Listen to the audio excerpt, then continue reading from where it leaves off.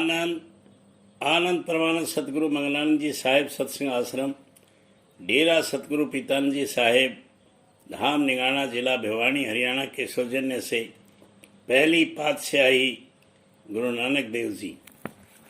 गुरु नानक के उपदेशों का कोड़ी राक्षस पर बड़ा प्रभाव पड़ा।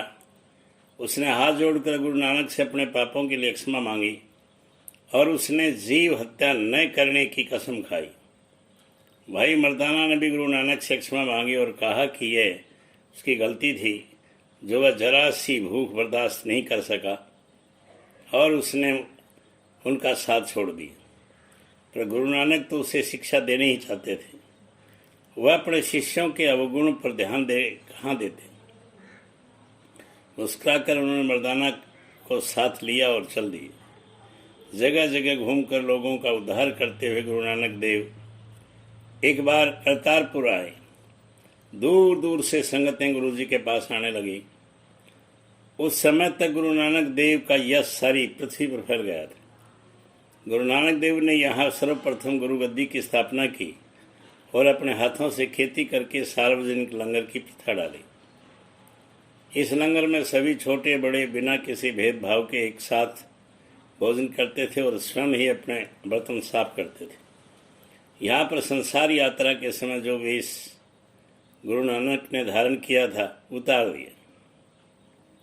उन्होंने संसारी गृहस्थ के कपड़े पहने और लोगों को उपदेश देना प्रारंभ किया। मती दीनी सीधन को नानक। एक बार किसी ने गुरु नानक देव जी को खबर दी कि ब्यास दरिया की ओर अचल बटाले में योगियों का एक भारी जमावड़ा लगा है। वहाँ बड़ा भारी मेला भी लगा है। योगियों के भ्रमजाल में वहाँ के ही नहीं दूर दूर से आए लोग भी फंसे हैं। लोगों का कहना है कि उनके पास बहुत सी चमत्कारिक सिद्धियाँ हैं जिनसे वे भोली भाली जनता को बहकाते हैं और अपना उल्लू सीधा करते हैं। उस व्यक्ति की बात सुनकर गुरु नानक देव अपने शिष्यों और समर्थकों को लेकर अचल बटाले पहुंच गए। वहां पहुंचकर उन सिद्धों से उनकी खूब धर्म संबंधी चर्चा हुई। सिद्धों ने गुरु नानक देव पर अपना प्रभाव जमाने के लिए कितने ही यौगिक चमत्कार दिखाए। आग की वर्षा कराई गई, बादलों से पानी बरसाया गया। कई योगी वृक्ष पर बैठकर आकाश में उड़ते दिखाई दिए। एक बंगर नाथ नाम के योगी ने हाथ बढ़ाकर आकाश के तारों को तोड़ना शुरू कर दिया।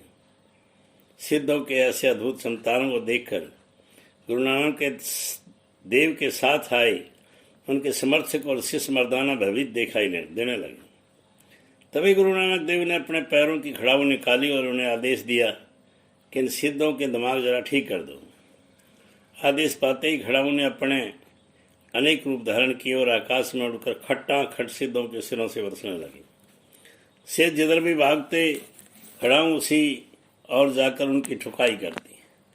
हार कर सभी सिद्ध पिट पिटाकर गुरु नानक के चरणों में गिरकर क्षमा मांगने लगे।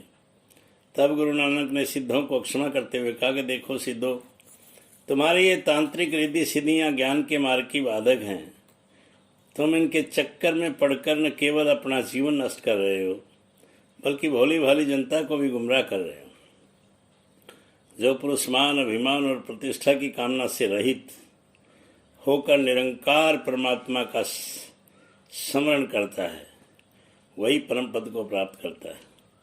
परमात्मा उसे अपना सानिध्य प्रदान करता है, उसे ज्ञान देता है, माया के प्रपंच से दूर रखता है। इस प्रकार सिद्धों को सही मार्ग पर लगाकर गुरु नानक देव करतारपुर लौट आए और लोगों की कृषि कर्म का भेद समझाने लगे। उन दिनों जिला फिरोजपुर में नागों की सराय में चौधरी लैना सिंह नाम का एक व्यक्ति रहता था। वह माता का बड़ा भगत था। प्रतिवर्ष पहाड़ों में स्थित चिंतपूर्णी देवी के दर्शनों के लिए जाया करता था। उसके साथ उसके आसपास के बहुत से लोग भी संगत करके जाया करते थे। एक बार गुरु नानक देव की महिमा सुनकर वह अपने संगत के साथ करतारपुर होकर जाने लगा। गुरु नानक देव की वाणी सुनकर उसका मन गदगद हो उठा। उसने प्रेम पूर्वक गुरु नानक देव की सेवा करने का निश्चय किया और वहीं रुक गया। कोतक तुमरे तुम ही जानो।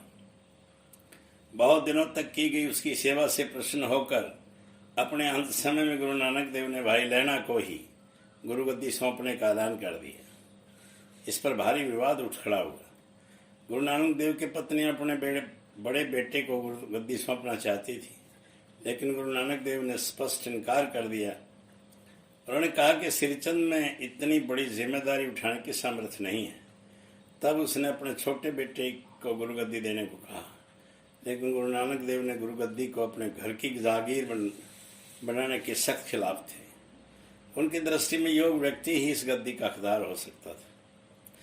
पत्नी की जिद करने पर गुरु नानक देव ने योग्य व्यक्ति की परीक्षा देने के लिए एक बर्तन को किसी गंदे और गहरे पानी में फेंक दिया। उन्होंने अपने दोनों सपुत्रों से बर्तन को निकाल कर लाने को कहा, पर उनका जवाब था कि उस बर्तन को निकाल कर लाने की क्या ज़रूरत है, घर में बर्तनों की क्या कमी है, वैसे भी अब अंधेरा हो गया, कल दिन में किसी सेवक को भेजकर निकलवा देंगे। उनका जवाब सुनकर गुरु नानक देव ने भाई लैना से बर्तन निकाल कर लाने के लिए कहा। तत्काल भाई लैना ने कपड़ों समेत उस गंदे पानी में छलांग लगा दी और बर्तन निकाल कर अच्छी तरह साफ करके गुरुजी के चरणों में रख दिया। तब गुरुजी ने अपनी पत्नी को समझाया, देखा भगवान, जिस व्यक्ति में गिरे हुए और दूषित विचारों से भरपूर आदमी को पाप की कीचड़ में से निकालकर स्वच्छ और परमार्जित करने की शक्ति नहीं है, और जो गुरु के प्रति सच्चा समर्पित सेवक नहीं है, वह इस गद्दी का हकदार कैसे हो सकता है, कैसे इस गद्दी के अधिकारी हो सकते हैं। ये भाव लैना में है, इसलिए मैंने उसे गद्दी के योग माना है। किंतु गुरु नानक देव की पत्नी अभी भी संतुष्ट नहीं हुई थी। तब गुरु नानक देव ने एक परीक्षा और ली। एक सर्द रात में, जबकि कड़ाके की ठंड पड़ रही थी, तेज हवाएं चल रही थी, रात का तीसरा प्रहर